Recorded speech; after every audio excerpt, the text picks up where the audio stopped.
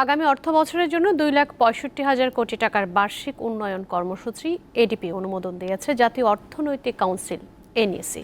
বৈঠকে গ্রামীণ অবকাঠামো ও স্বাস্থ্য খাতের উন্নয়নে গুরুত্ব দিয়ে প্রকল্প গ্রহণের নির্দেশ দিয়েছেন এনইসির সভাপতি প্রধানমন্ত্রী শেখ হাসিনা। জাতীয় অর্থনৈতিক পরিষদ এনইসির সভা অনুষ্ঠিত হয় রাজধানীর শেরেবাংলা নগরে। এতে সভাপতিত্ব করেন প্রধানমন্ত্রী শেখ হাসিনা। সবাই 2024-25 অর্থবছরের জন্য প্রায় 2,65,000 কোটি টাকার বার্ষিক উন্নয়ন কর্মসূচি এডিপি অনুমোদন করা হয়। এর মধ্যে অভ্যন্তরীণ উৎস হতে 1,65,000 কোটি টাকা এবং বৈদেশিক উৎস থেকে অর্থায়ন হবে 1 লাখ কোটি টাকা। এছাড়া স্বায়ত্তশাসিত প্রতিষ্ঠান বা কর্পোরেশনের প্রায় 13,288 কোটি 91 লাখ টাকার এডিপি অনুমোদিত হয়েছে। সভার পর সাংবাদিকদের ব্রিফিংয়ে এসব তথ্য তুলে ধরেন পরিকল্পনা মন্ত্রী। জানান, এখন থেকে জেলাভিত্তিক উন্নয়ন প্রকল্প গ্রহণ করা এবং গ্রামীণ অবকাঠামো ও স্বাস্থ্য খাতের উন্নয়নকে গুরুত্ব দিতে নির্দেশ দিয়েছেন প্রধানমন্ত্রী।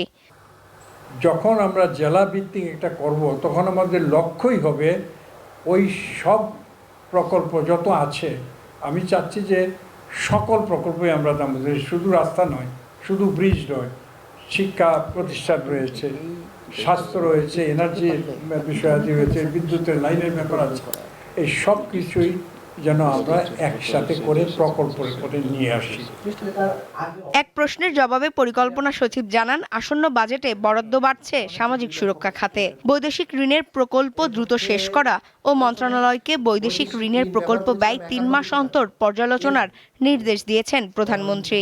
বিষয়ে আলোচনা হয়েছে, বেশিরভাগ সময় সেটি হচ্ছে বাস্তবায়ন সক্ষমতা। অনুশাসন দিয়েছেন, আগেও দিয়েছেন, আজকেও জোর করে বলেছেন যে এটি, এবং মনিটরিং করার জন্য বলেছেন পরিকল্পনা কমিশনকে। সাংবাদিক সম্মেলনে জানানো হয়, চলতি অর্থবছরের জুলাই থেকে এপ্রিল পর্যন্ত এডিপি বাস্তবায়নের হার 49.26%। আতিয়া আনোয়ার অন্তু, দীপ্ত সংবাদ, ঢাকা।